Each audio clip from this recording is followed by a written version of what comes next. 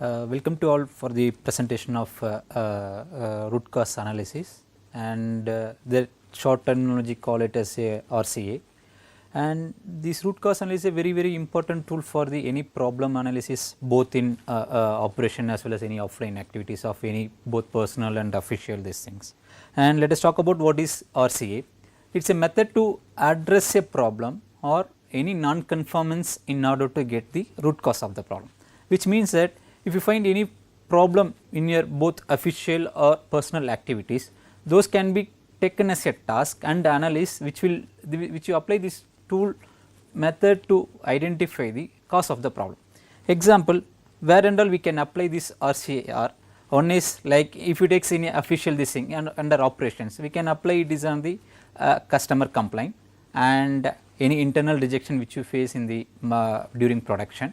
And if you come to any breakdowns under maintenance, that also can be used this as a method to find out the root cause of the problem. And if you take apart, it not only for the operation this thing, there where any common field like finance, HR, and everybody can use this method to find out the cause of any problem which they are facing on the day to day activities. And if you come to the personal, where and all it can be applied are like whatever we are facing any day to day activities, like example, if we got the bus late to go to the office or school, where we can apply this tool to find out the cause of the problem. And like it is not only for this thing, like other thing where we can apply this are our monthly expenses, where this can be used as a tool for to find the cause of the problem. And coming to the objective of this today's training course are will be the main objective are one is to understand the meaning of root cause, and the second one is the what are all the steps involved in this root cause analysis to find out the root cause of the problem. The next is on the what is root cause. It is a factor, like is a effect of is any problem, there will be a factor and effect. To find out what are all the factor which contributes that effects, that we will be identifying with this method. This definition says root cause is a factor that when you fix it, the problem goes away and does not come back, which means that does not recurrence. This is the root cause definition. And the other definition what it says is the most basic reason of the problem occurs, that is the root cause of any problem, and is a systematic approach to get the true root cause of the problem, which means that if you take any problem, there will be n number of possible causes, in the sense some people say this could be the cause, some people say this could be the cause, and there will be one systematic approach to find out what is the actual cause of the problem, we can find out in this. And if coming to the operation, if you see if any defects, if you find out at n different stages, for example, what and all will be the cost impact with respect to the defect detection stage. If you see, if for example, if you find the defect at in your own process, the losses but incurred to the company is very less, because we identified the defects at our in-house itself, in the sense during process. Or if the defects find out the subsequent process, whatever we add the value added activities, in the sense additional process, like for example, there will be a 10 stage in the process. If you identify the defects at the first process or second process, then there will be a loss will be very less, because we are adding value in the subsequent processes. Or if you identify the process defects at the 5th or 6th step, then already you added the 5 steps of values which has gone away if you identify the defects at the 5th stage. And subsequently, if the identify this any defects at the end of all the process before dispatch to customer end, then whatever they said 10 process, whatever you added value at different stages, whatever like manpower cost, material, process, power, everything will goes off if you identify the defects at the end stage. The most vulnerable thing is if you identify the defects, if the defects are reported from the customer end, then totally lost. Because if the reports are reported at the customer end, what will happen is, see, as a customer he will think on his business perspective, in the sense actually, for example, if you supply some 1000 numbers of products to some customers in a different lots, like 10 lots, let us take an example. For example, if he finds some defects at the 5th lot, already what would have happened at the customer end? See, he would have supplied all this 5 lots material, he assembled in his example, if it is assembly at his place, he assembled in his main part and he would have supplied to customer end. What would happen? If he finds some defects at the 6th lot or 5th lot, he will suspect all the 5 lots or which are already supplied to his customer place, and whole things will comes under hold, and we will have to arrange for any segregation or depends on the severity of the defects reported.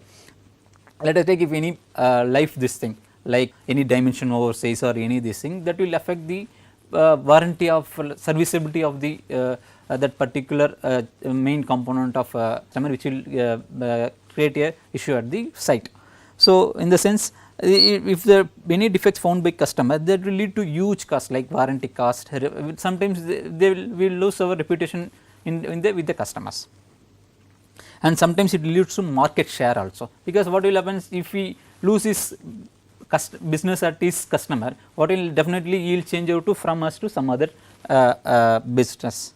And these are all the some steps which involved in the root cause analysis. Generally there are some 7 steps. The step number 1 is problem selection, the step number 2 is problem statement, the third one is identify the possible cause which are all suspected for this effect of the problem, and the fourth one is implement the corrective action based on the root cause, what and all the action proposed for this, that we call it as a corrective action, and the fifth one is analyze the effectiveness of the action taken for the problem analyzed, and the sixth one is update the relevant procedures where everybody knows these are all the changes for this reported problem, and this to be followed for upcoming days. And the final one is check and control, where once the actions are implemented, the procedure is need to be updated in the procedure, and the procedure is whether the all the changes whatever we have updated in the procedure, those are all followed or not, we need to check and evaluate in the further upcoming days. The first is step involved in the root cause analysis, problem selection. What is mean by problem selection?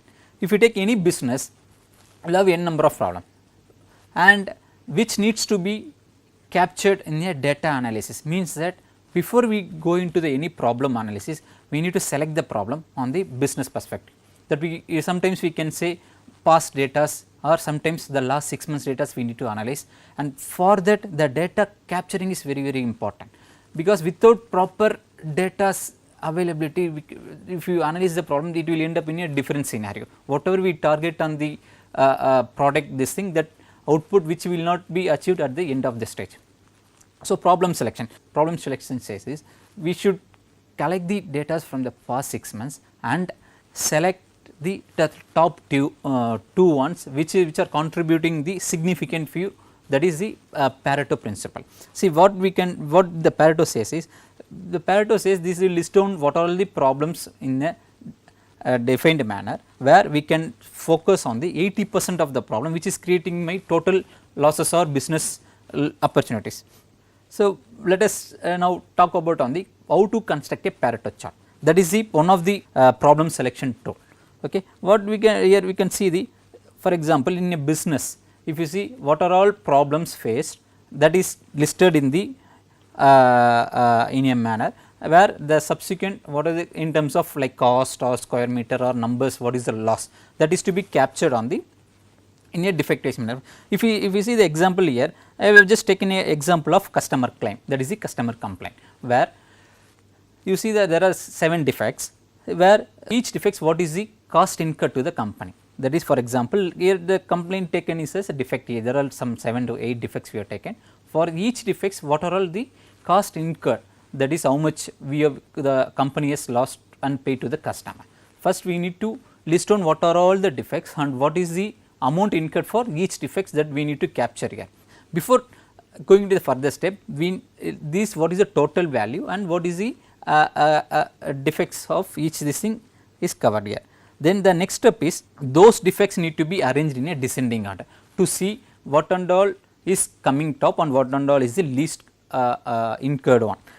If you see here, the defect F contributes 4,000 rupees and the second one is for 2,345 rupees. The total claim value comes around 10,000 rupees.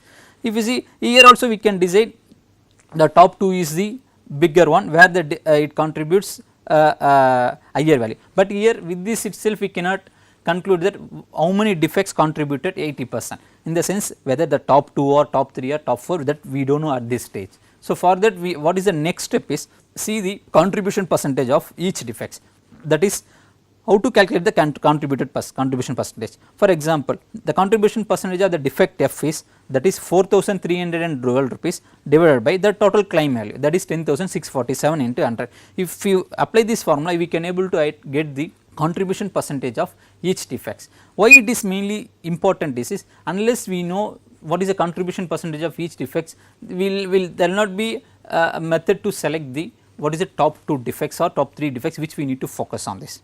The next one is PPM. Some of the companies where they mostly focus on the PPM, in the sense some of the business, it depends on the organization size and what is the product what they make. Where they mainly focus on this PPM is the defect level is very less, where we can say it is less than 0.1%, less than 0.5%.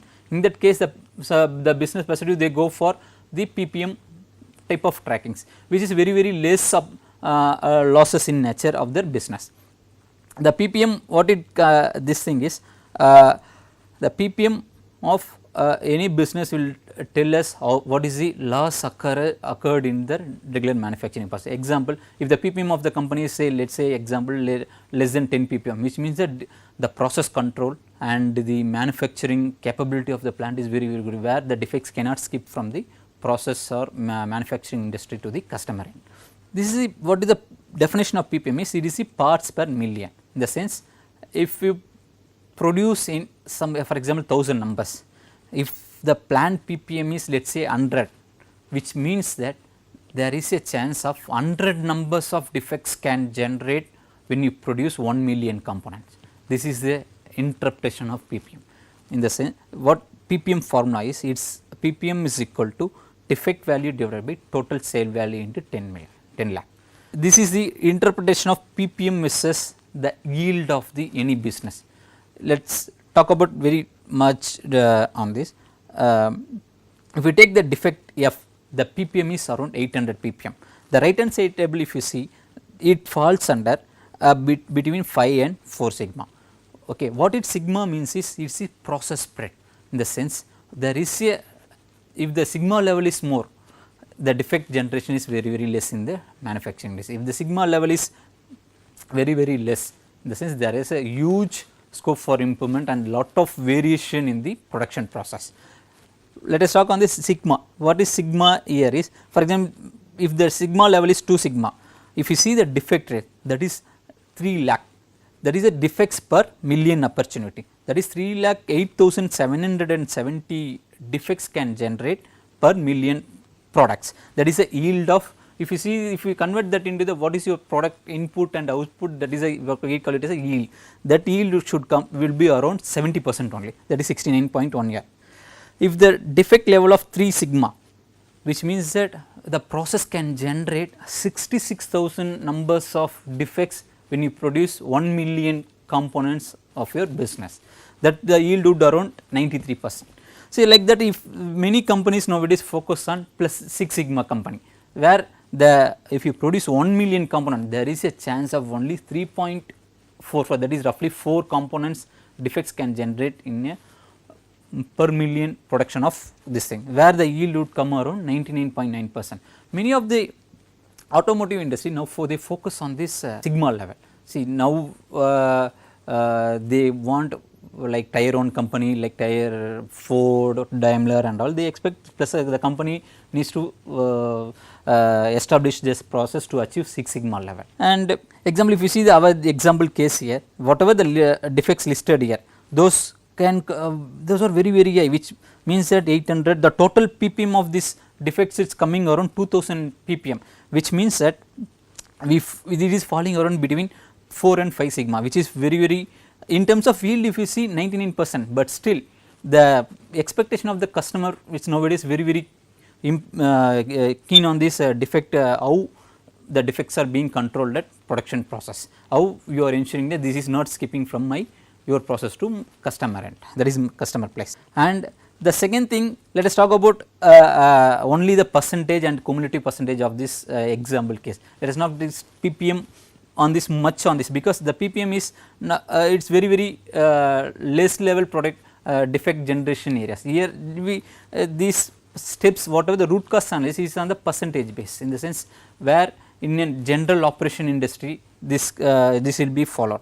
These ppm business are mostly on the automotive fields. This is again the cumulative percentage. Cumulative percentage, if you see the first defect of F says comes around 4,000 rupees of 40%, the cumulative percentage is 40%. The defect G of second defect of G is 2,400 rupees, that is contributing around 22%. How to calculate the cumulative percentage? That is the adding of the previous, the first defect contribution percentage and the second defect contribution, which is comes around 62%. In such a way, the total cumulative percentage being calculated here, the Pareto chart is being plotted. Once the how the Pareto chart is being plotted, based on this data, we have it can be plotted either through Excel sheet or as a software called Minitab, which means that there is a software available where all the data can be analyzed. There is a quality data like a Pareto chart, histogram, high level statistical, everything can be analyzed through the Minitab. Example, if you see here, in this case the top 2 to 3 defects are comes, that is the defect F, G, defect B.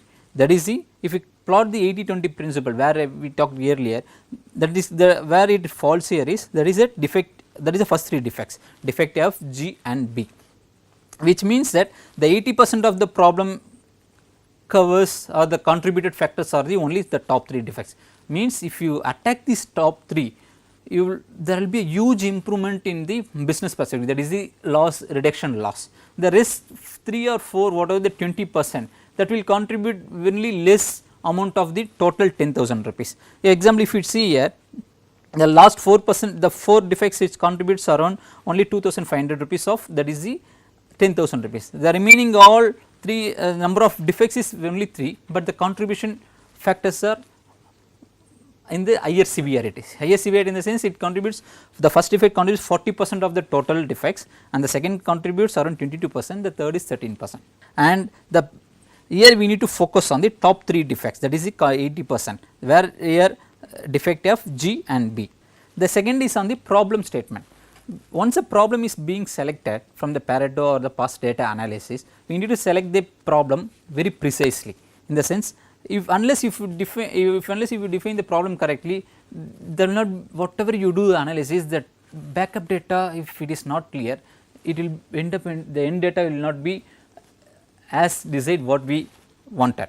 There are some general methods available, that is the 5W1H, that is the general method available in the QC methodology to define the problem. If half of the solution to any problem lies in the defining stage, if unless if you define the problem, there will not be any concrete solution based on the analysis. Example, let us take one issue as a example, that is we will apply this 5W and 1H. Like what is the problem? There is a issue from my customer end saying that dimension issue in part number so and so part number, and where it is at customer end, or we give example, the other example could be the our during process stage itself. Why? That we will be analyzing now in the root cause analysis method, that will be just mentioned as a need to analysis. And how much, that is how many numbers reported by customer, that is the problem, that is like in this case if we take 3 numbers by 1 millimeter in oversize, and when, that is reported on 10th of June 2018.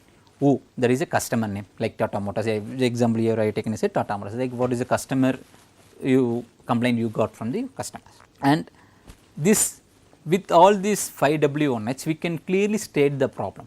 Like example, if you see in this case with respect to the this 5W1H, we can draft a statement that dimension issue reported in part number so and so number from Tata Motors Limited on 10th of June for 3 numbers by 1 millimeter in oversize.